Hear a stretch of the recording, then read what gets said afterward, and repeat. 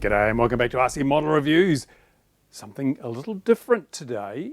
This is a DJI Phantom. And you know, I've never reviewed any DJI products because, I mean, they're a consumer product and there are 1,000,001 reviews out there on YouTube. So why would I want to review DJI Phantom? And of course, my audience are more involved in the hobby of flying radio-controlled models and quadcopters and so forth, as opposed to just camera drones. Camera drones have a place, lots of people use them. You know, there are millions of these damn things now out there. And so they're all pretty samey, they all do pretty much the same thing. But what I wanted to do today was to show you how far we've come since January 2013, when this Phantom was released. This is the original Phantom. It's not even a Phantom 1, it's just a Phantom. And it's only 6 years ago that these were released onto the market. 2013, January 2013, these were launched onto the market and changed the hobby forever. Some say for worse, because with things like the Gatwick drone incident and the number of times these things are used inappropriately or dangerously or by people who don't have a clue what they're doing, it's really thrown our whole hobby into disrepute. So what is it? What is it that has changed in the last 6 years? Because 6 years is not a lot of time. A 6-year-old car still has sat-nav, it's still an automatic, it still has advanced electronic fuel injection, and it has all the anti-lock braking. There's not a lot of new technology in cars in the last 6 years. But what's happened with drones? Well, to make life simpler, I have already taken the top off. Let's have a look inside this thing. Let's see what a 6-year-old Phantom looks like. Now, the first thing you notice is that the flight controller is actually a NASA. You could buy these flight controllers separately. DJI sold them. It's a NASA flight controller. And so, first generation really. It's separate flight controller on a circuit board. And also on that circuit board is, if we look closely, the receiver.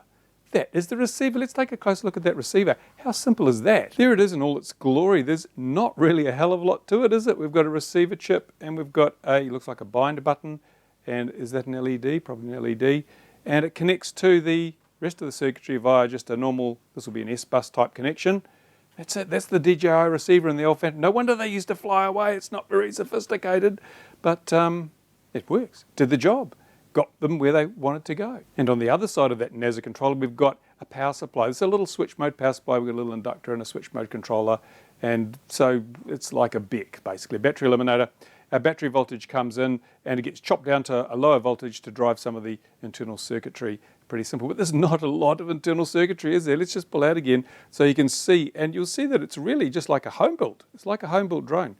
We've got, this is the, as I say, the main board with the power, the receiver, the flight controller, and then all we've got are some ESCs. And these are like, you know, you've got a signal wire for the ESC, you've got 2 power leads from your battery, and then you've got 3 wires going to your motor. This is, you know, you could replace this with a stock ESC.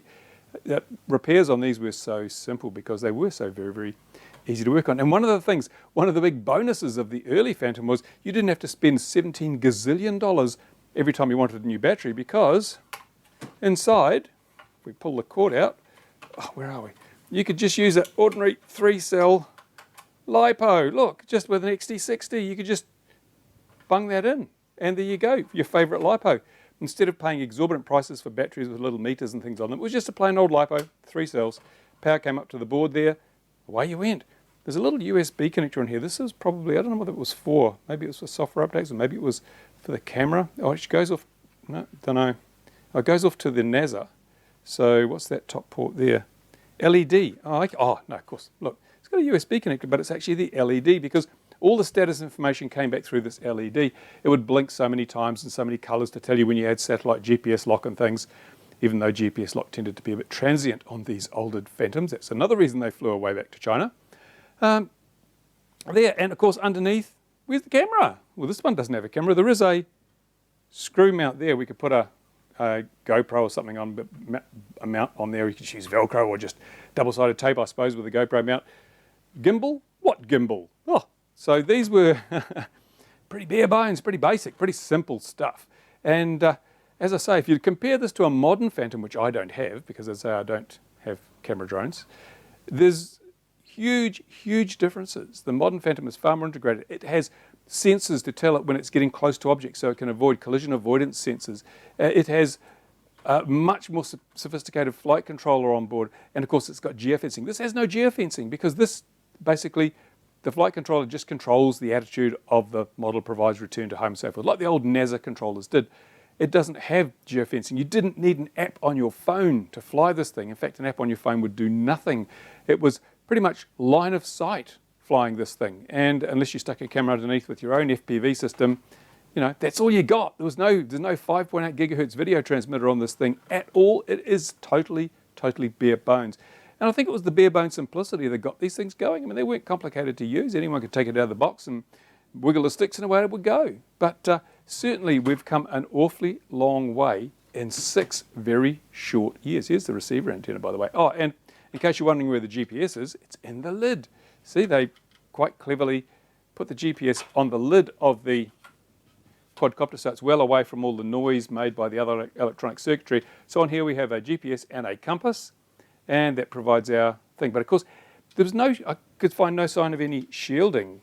A lot of these things have a magnetic shield across here to stop even the smallest bits of electromagnetic radiation affecting that.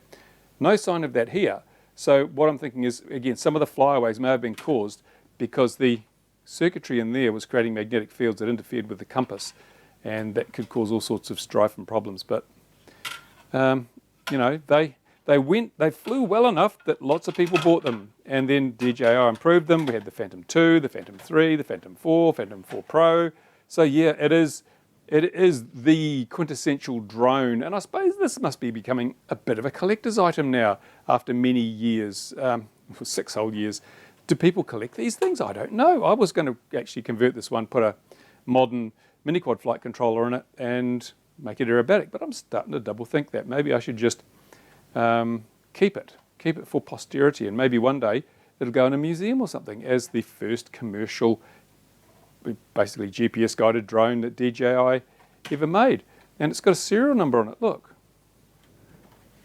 oops, read the serial number. It's been stuck on with paper. I don't think it is the first one they ever made, but no, it's not paper, it is plastic.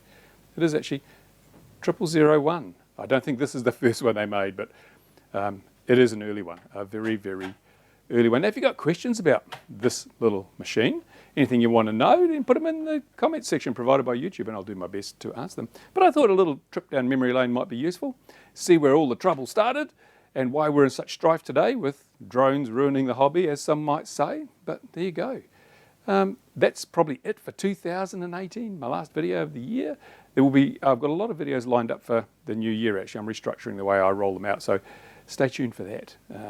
And again, thank you to my Patreon supporters who keep this channel going, because I'm totally serious, without any lies. If I didn't have the Patreon support, I couldn't afford to make these videos, and you couldn't see them. Simple as that. There you go. Thanks for watching, guys. Catch you in the new year. Bye for now.